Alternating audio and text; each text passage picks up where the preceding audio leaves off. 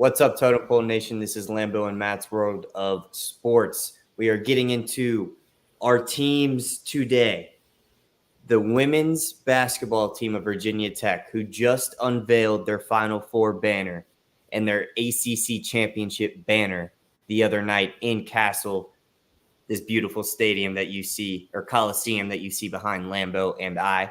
We are also getting into the 2022 ACC champion men's Hokies as well. A lot of passion behind this one, obviously. Thank you to Sideline Sports Network for the platform. Like, comment, subscribe. Without further ado, let's get into the action.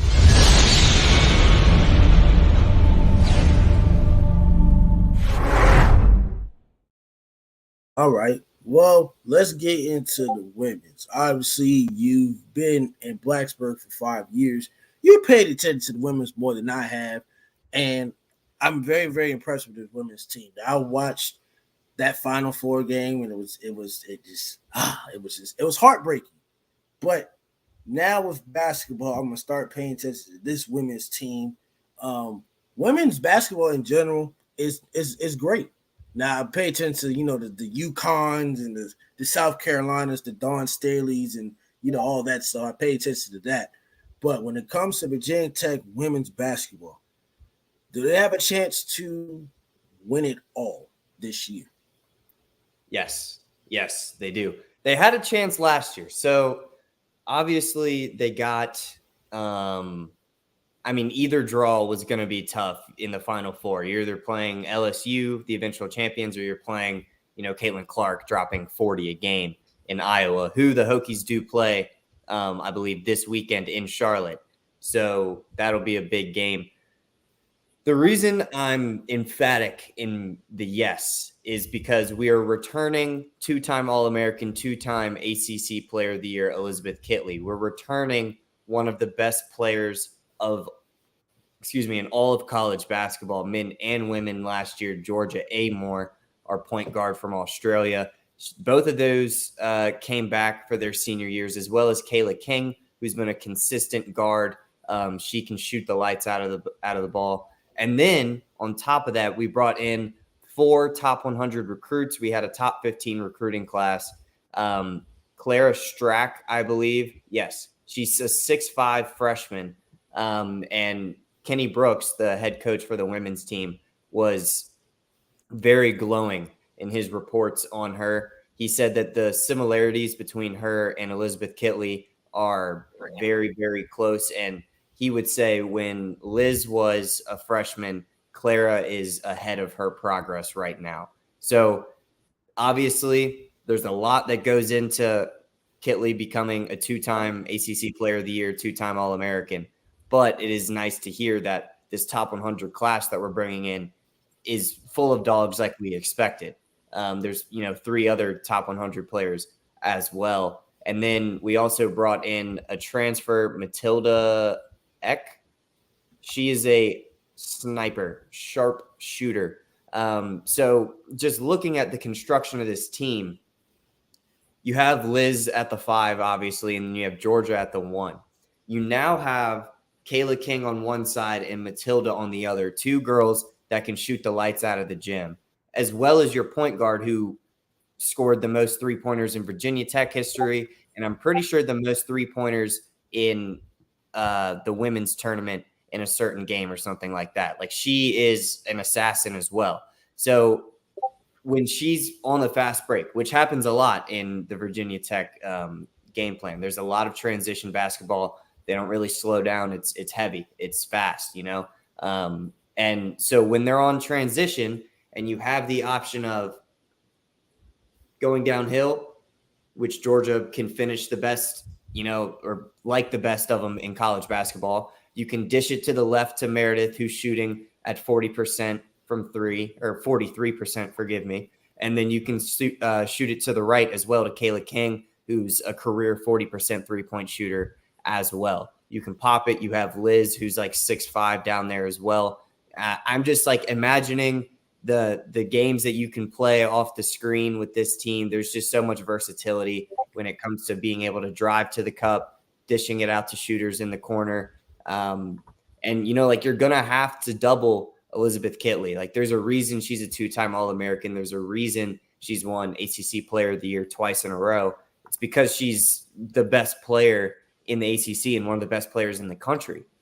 You're going to have to double her. The issue is when you double her on our team, there's 3 girls otherwhere on the court that can shoot it from wherever and are most likely going to make it. So there's a lot riding. And obviously, LSU probably got a little bit better this year, even though they did just lose to Colorado. I think their roster got better. And Caitlin Clark is still there in Iowa. So there's obviously competition everywhere. I'm not locking it in, but if you were allowed to bet on Virginia sports in the state of Virginia, I would have already locked in my future on Virginia Tech winning the national championship. All right, let's get into the men's. Now, the men's team has been on a struggle for a while, but since you enrolled into Virginia Tech your freshman year, obviously it's the year, I think it was Justin Fuentes, 3rd year, and also this is Mike Young's 1st year. So, ladies and gentlemen, just in case you don't know, Mike Young is the current head coach of Virginia Tech basketball. He's coached a very, very long time at Woodford and had a really decent success. He became a Virginia Tech head coach in 2019. Obviously, he's made the NCAA tournament twice, won the ACC Championship in 2022. Last year with the disappointing struggles, and went to the NIT. Obviously, a record of 19-15, which is, not the shame on him. But as far as Virginia Tech basketball, I think this is the best team that they ever have right now. Now, they brought in some transfers. Now, surprisingly, I know a close friend of mine, Robbie Barron, who played 4 years at Northwestern, transfers to Virginia Tech in his final year. I get that. I guess that makes a very, very huge difference. Surprisingly, he was in the starting lineup. Well, not surprisingly. I just thought he was going to sit the bench and then maybe start, but he earned the starting lineup. I watched their open practice in their homecoming against Wake Forest. That team, they practice fast, they're aggressive, they play really, really good defense. I like what I've seen. Now, last night, Virginia Tech won like 100-55. And ladies and gentlemen, Sean Padula, I really like this guy now. I mean, I really do like him. I know you like him too. He can shoot. I mean, He's shifty with it, excited. dude. His handle is tight. His handle is tight. Yeah, he had 15 and 10 assists, and then Lynn Kidd also had 14 and 11 rebounds. I understand they beat Compton State. I get it, but I will be watching the game very closely this Friday when they play South Carolina. It's on the ACC network, so I will be tuning in and watching with that. What is the expectations for Virginia Tech basketball as a whole? Now, we know with this schedule, they don't play their first ACC competition until Louisville, which is December 3rd, which is the game that I'm targeting to go to show out for my boy. But also I have high expectations, not just for the team, but I have high expectations for Robbie Barron, who's basically a 5th-year senior. He's been there for 4 years. I've watched him fully play in Northwestern. I watched him fully develop. He's still skinny. I ain't gonna lie. He looked big. He's still skinny. He needs to put some muscle on, a little bit more muscle on. I'm not trying to bash my man, but I'm just saying. High expectations for the man at that 6'9", 215. I understand it's a team game. I understand I'm not asking the man to score 30 points a game, but I'm just saying with that type of size, you're in the ACC. I'm not saying it's easy, but you come from the toughest conference in basketball, which is the Big Ten, which Northwestern in the Big Ten with Michigan, with Penn State, with Indiana, with Wisconsin. That conference was no joke at all. Those are all big guys, all physical guys, especially Zach Ivey, the tall dude from Purdue, a 7'6" guy. What's the expectations for Virginia Tech? I mean, we keep saying they had the team, but they start off 11-0 every time in non-conference, but then when it gets to the end of December, January, they start losing. And the first game is against Louisville on December 3rd as far as conference. And I understand Louisville with Kenny Payne, who was a former assistant to John Calipari. They've been pretty bad. But how can Virginia Tech at least win the ACC Championship again? How can they do it? Yeah, so I do agree, like it's everyone's schedule up until conference play is pretty weak, but Virginia Tech, like our next game is against South Carolina. So it's not like we're going cupcake to cupcake to cupcake. Like Coppin State, yes, that was an expected win. We won by 45 points. No one was really surprised. But South Carolina is going to be a tough game for game 2. And then we've got, a couple soft guys, but then Boise State, Auburn, Louisville back to back to back. Obviously, Louisville's on a major downslide right now. So I expect wins there, but Auburn is going to be a tough game. You mentioned how the SEC is getting better in basketball. And then we really have a couple more, layups, and then it's into conference play the rest of the way. So if I had to guess, maybe we drop one of these games to the SEC opponents and we go 7-1, 8-1, 9-1, 10-1 going into ACC play, including a win with Louisville. So we want to know. I think, we could handle Wake Forest. Florida State's always tough. Miami's always tough. They're 13th in the country. UVA, that's a rivalry game, always tough. And normally, if we're at their place, they win. And then when they come to ours, we win. Luckily, we're playing them both at theirs and at ours this year. So I'm pretty sure we'll split that. NC State, never an easy dub there. And then, we played Duke and Miami back-to-back weeks, then Notre Dame, Florida State, UNC, UVA. So, I mean, the ACC is still, a very, very tough conference. When you listen to the teams that they have to play consecutively right there with, I'll say it again, Duke, Miami, Notre Dame, Florida State, UNC, UVA. Back to back to back to back to back. So, that's a tough stretch. I believe in this team. I think we're one of the best teams in the ACC for sure. My expectations are that we have a top 5 seed in the ACC tournament. We don't need the ACC tournament to get into the NCAA tournament. I'm expecting us to be able to get there on resume alone. But I will say the ACC is very tough, and Virginia Tech has let the fans down later in the year before.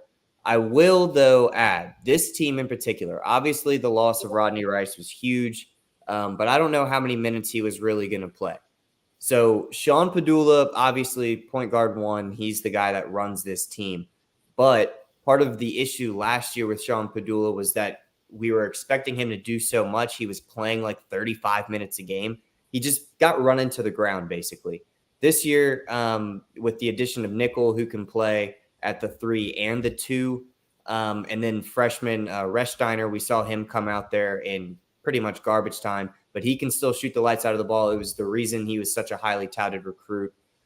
So he's going to provide relief at the guard position. MJ Collins is still going to provide relief. So we've got guys, and obviously Hunter Couture, but he's best off ball as a 2, and he's honestly the best defender on the team as well. So he's going to be at the 2. I don't see him playing too much point guard this year.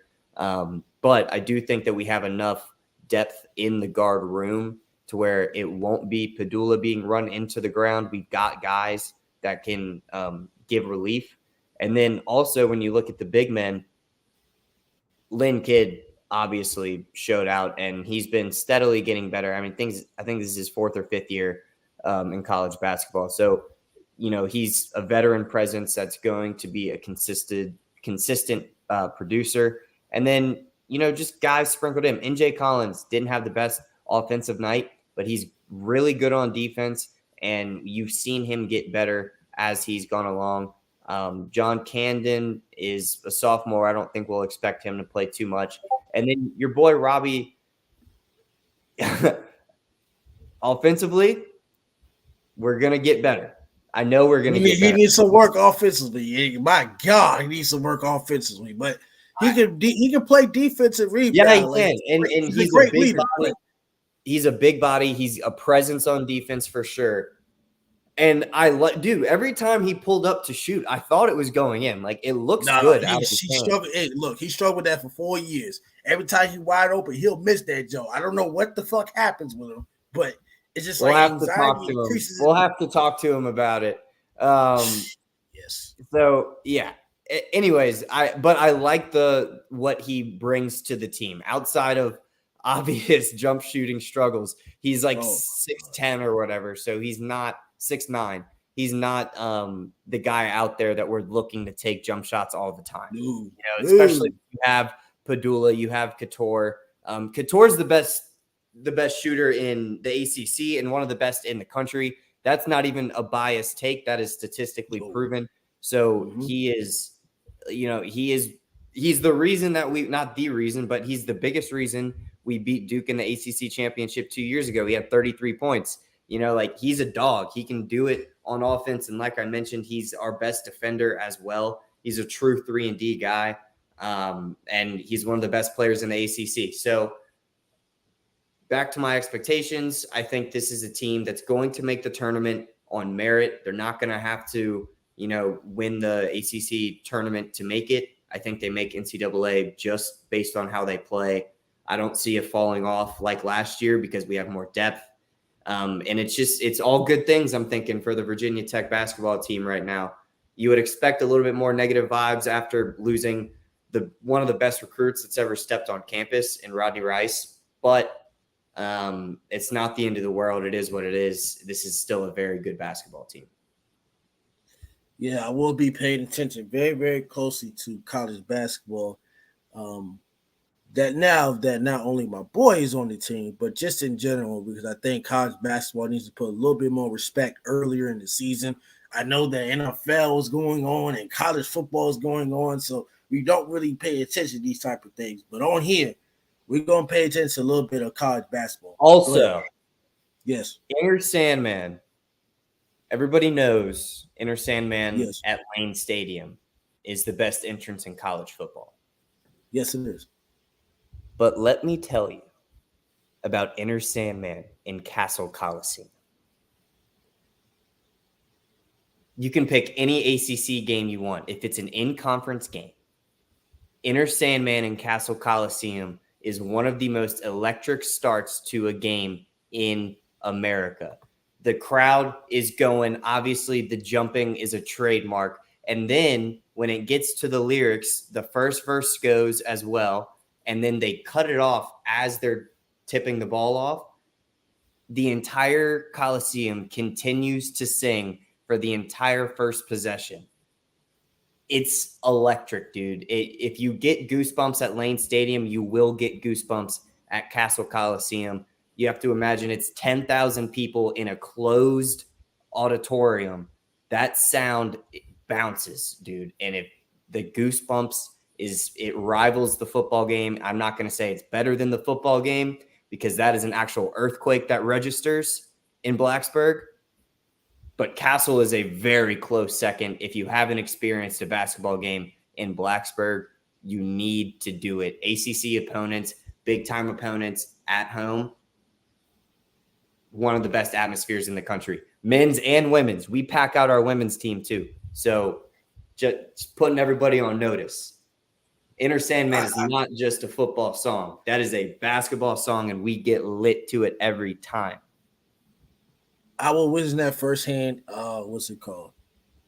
25 days away. I will witness that on a Sunday where it's supposed to be NFL football. But I do believe you. Like I said, Enter Sandman is one of the best entrances in all of college football. I don't understand why somebody put on Twitter, what's the best entrance, like the Alabama entrance, the Ohio State entrance. I was like, no.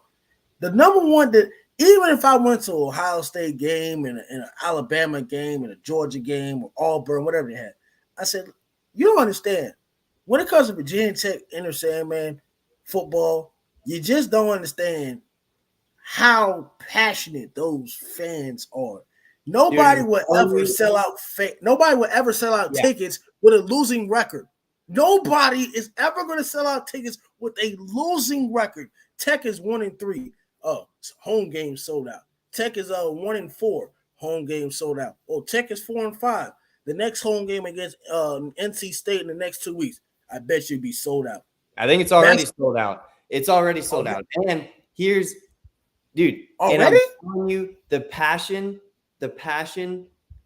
is packed into this basketball stadium as well. All of that out there, where that's 68,000 people, 9,000 to 10,000 people in this stadium is just as electric, bro. It is insane. I can't wait for you to experience it. It's something different. I'll be there December after my horrendous work trip next week. But next in Lambo and Mets World Sports, college football. And is there a possibility that Michigan can face some disciplinary actions due to the cheating scandal? Now, they already fired the inside man. He's already gone and all that other stuff. But it's some very, very, very exciting college football games. College football games. And we'll tune in the next 5 minutes. Don't forget to like, comment, subscribe to Total Pole Nation, Lambo and Matt's World Sports, Feature Silence Sports Network. If you need your merch, you go to totempolenation.com. We'll catch you in the next 5 minutes. Make sure y'all have a great night. And please